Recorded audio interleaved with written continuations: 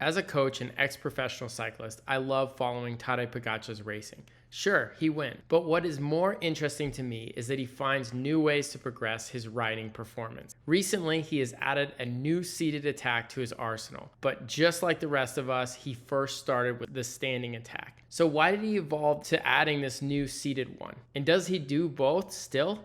Yes, he sure does. Let's look at each attack and when you would use them.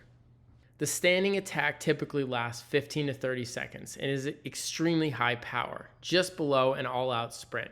The seated attack usually lasts 1 to 4 minutes and starts off at a high power just below the standing attack, but then holds a power well over the threshold, sometimes 100 watts higher for the rest of the effort. So when would you use, or when does Tadej use each one? Well, the standing attack is best used to sharply create separation right away. With its massive change in power, it often creates a gap immediately.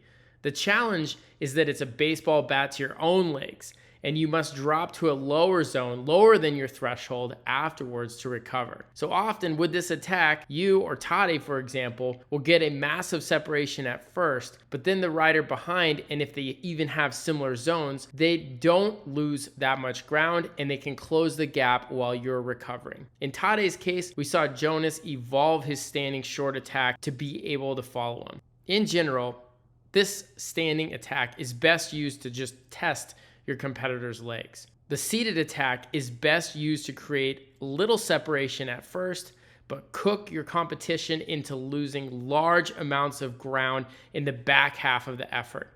The key is using a trained zone the attacker can hold for 1 to 4 minutes seated and staying right on that number after the initial kick. Being seated allows the legs to sustain such a high power for longer, which can extend the gap once the competitors behind have let off the gas and are losing ground. The nature of this effort and in the seated position then allows you to lower the power and continue on right around your lower threshold ranges.